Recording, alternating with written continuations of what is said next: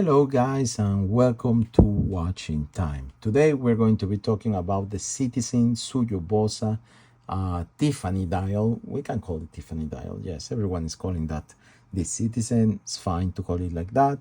Obviously they don't call it Tiffany, but I wanted to show to you guys this watch just came in my mailbox. It was a watch that I was very curious to have. I own several watches, a lot of them, and I thought it was a good point of discussion to talk about the hype that has been created around the Tiffany dial, the Tiffany color, the Tiffany reference, whatever you want to call it. It's something that you may like or love, or you may hate at this point. So anyway, it is a color at the end of the day. It is a color that represents and was representative of a brand at some point, which is Tiffany. They tend to do jewelry. I don't know how many men actually are in knowledge of Tiffany, because mainly the jewelry is for women, obviously. But they have been doing collaborations for several years with big brands. One of the latest was a Nautilus with the Tiffany dial. Very nice Tiffany matte color. But what actually relaunched the hype and will of people to have a Tiffany color, I wouldn't say have been the Nautilus or Tiffany itself, but it was actually the Rolex Oyster Perpetual that came out in 2021. So they relaunch the colorway in a way that only Rolex can do. They have the marketing power, they have the followers, they have people behind that tend to follow them like sheep. Sorry, like clients or watch aficionados. In fact, I was really surprised that when the latest marketing campaign that was done by Omega with Swatch for those piece of plastic wraps, just let me say that because it is a piece of crap. They didn't launch actually a real Tiffany color. They launched a light blue one, but it's not really, we cannot call it Tiffany. So I was surprised they actually didn't went and try to ride that wave, But anyway, the wave that was created by Rolex was rode by many companies. You saw the Doxa. I have the Doxa 300T. I have it on the Tiffany dial. I love it. It is matte. It is pastel. It is a very nice interaction. We have seen for example, launching a model with the Tiffany colors. We have seen almost everyone. Latest was also the Tissot PRX Powermatics. They have also launched a Tiffany color almost at the same time with the Citizen. I have seen them both, or I have seen the Tissot, and I can tell you guys the Citizen is better. The Tissot dial, at least to my taste, is too light. It actually at some point looks almost silver. So I think actually Citizen nailed much better the dial, the color, the Tiffany idea around it. So anyway, let's go back to this piece that I have in my hand. Obviously I have already sized it for myself, and I was really surprised because I was curious to see what Citizen was doing here. I didn't got any of the later interactions that they released, because they had the yellow dial, the green one, they had a blue one, the black one, and lately also a white one, which is quite new.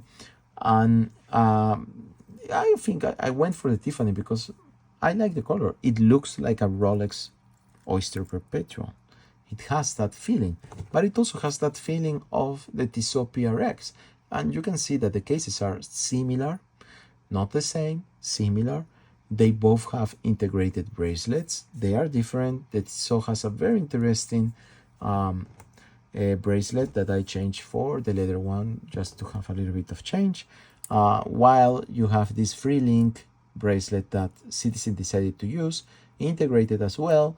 Very nicely done. I have seen the quality looks quite fine, but the interesting thing is that this bracelet has a big space between the links, so that lets transpiration or water eventually, but this is not a diver, get through or go through. So yeah, it really has that presidential kind of look. It is a nice bracelet, and the quality is fine for the price. The clasp is a piece of crap, but that's okay. You know, just a piece of stainless steel, but at least it works well and does its job at the end of the day in a very good manner. It is a 40 millimeter case, 45 lug to lug I have measured, and it actually fits big on any wrist because the dial takes almost, not all, but almost the whole 40 millimeters. So it is a big dial, and in a wrist like mine, which is a medium big wrist, 18.5 centimeters, you can see that it looks quite big. So in a smaller, I actually can pull it off quite nicely, but probably a smaller wrist wouldn't. So beware of that. The other thing is that it has a chip movement, a Citizen 8210, which works fine. It's 40-hour power reserve, 21 beats. It is a reliable movement. It's not a Series 9 movement that they, I think, have actually improved a lot. It has a minus and plus missing of seconds daily that it's not indifferent, but it's a good reliable movement. But then again, you're paying around 260 euros for this watch. So what do you expect to get? I think the price is fantastic. It's much better and much more value than just buying a piece of crap swatch. Or it is much more value than buying a Timex, probably for the movement that they usually tend to do or use in their watches. So it is overall a nice watch, well executed for the price point. It is very nice. The only thing that I don't like, there are two things that I don't like. First of all, the crown. I think they try to do it as minimal as possible, just for it to be fit into the case as much as possible, but it is a crown that it's really difficult to use. To take it off, you have to pull it out. It's difficult to manage. So, and when you put it in back in, it is very difficult to wind it. So you're going to be having a pain of ass here if this watch is not your daily, like myself, and you need to put time every time that you are going to be using it, if you're going to be using it. And the second thing is the date. I hate it. It is just awfully horrendous. I'm gonna show you guys how it is, how it looks. And as you can see here, changing it, the numbers are just horrible. I don't like it. The font, it looks lazy, just lazy. And you can also see through the camera that the glass that they put here, the magnifying glass, it's not center. This is the type of thing that you see on cheap Citizen and Seikos. Misalignment on the bezel, misalignment on the piece of magnifying glass. So I hate it. Why they didn't just do a no date watch like the Oyster Perpetual that they were copying? For God's sake, you would have had a fantastic watch if you just took off the date.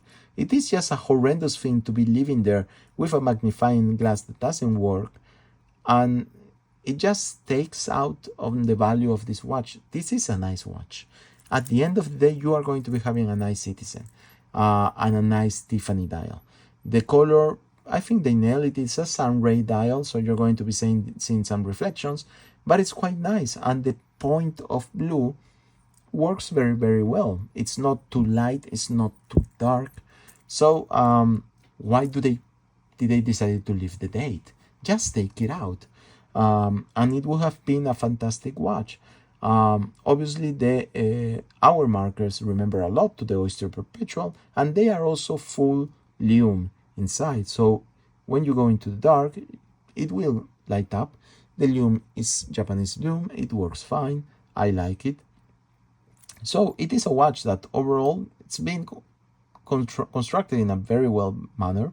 So I would definitely recommend it. I just don't like those two things. But I know there's a lot of hype around this. Guys, don't spend $1, euro, pound, whatever more than its retail price. This is a watch that is not worth more. So wait, try to look for it. You will find it at some point, even in supermarkets. So please, don't waste your money. This is a watch that is not worth 1,000 euros or more, that I have seen some people selling it on eBay. So don't fall on the hype on the color. It's not worth your efforts. It is a watch that it's a cheap watch, so just buy it when you can buy it at the normal price. You will earn a lot because the retail price, it's fantastic. It is a good retail price. You're going to be getting a lot for your money back. So anyway, guys, I hope that this video is useful for you, for the fans of Seiko.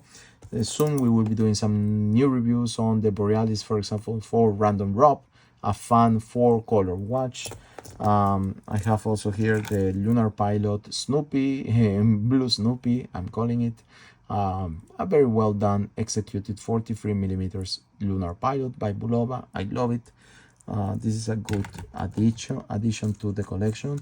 And I have many other watches that I have no time to do any videos. Maybe if someone wants, we can discuss a little bit more on the deep sea, on Rolex, the history behind it, and why James Cameron was somehow asked to do the dial color. So anyway, I hope to see you very soon in another video, and until then, please take care.